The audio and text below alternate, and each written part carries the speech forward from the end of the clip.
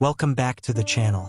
Today, we're uncovering one of history's most dangerous and secretive professions, one that operated in the shadows of Renaissance Italy.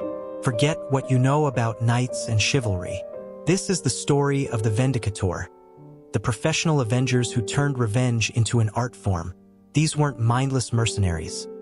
They were calculated, sophisticated operators who served justice, vengeance, and the egos of the wealthy and powerful.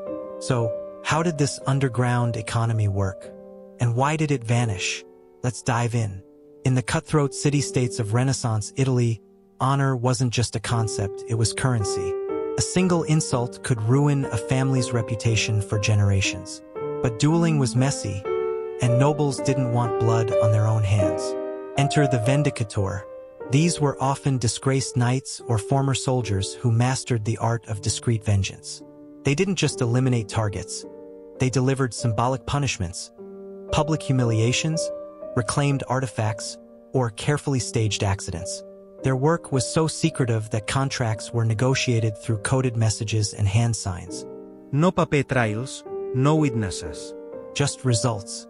One name echoes through the archives: Giovanni delle Vendette, John of the Vendettas. He wasn't a myth. He was the Renaissance equivalent of a luxury service. Giovanni specialized in restoring honor to betrayed aristocrats.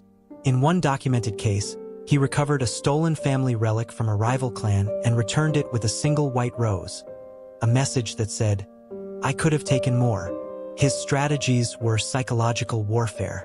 He understood that true vengeance wasn't just about violence. It was about sending a message that resonated through the halls of power. So, how did these avengers operate?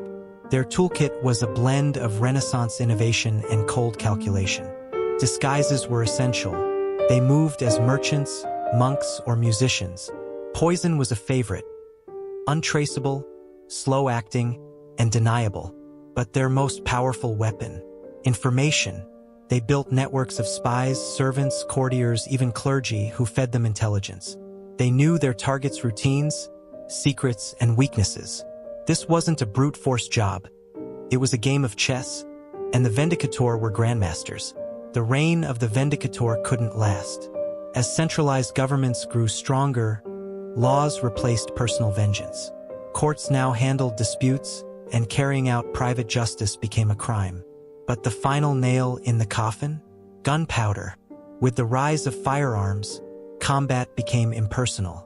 Honor shifted from the blade to the dueling pistol and eventually to the courtroom. The Vendicatore faded into obscurity, but their legacy lived on in the secret societies of Europe, the rise of private investigators, and even modern cybersecurity, where digital avengers now hack for hire.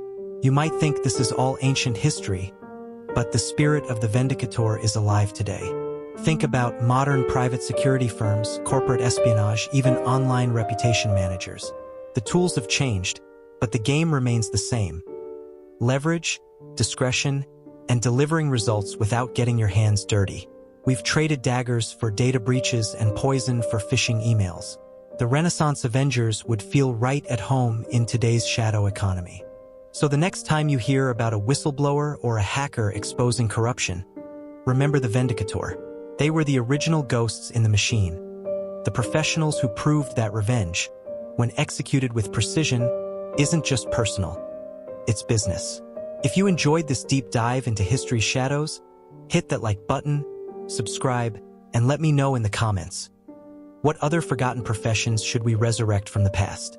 Until next time, stay curious.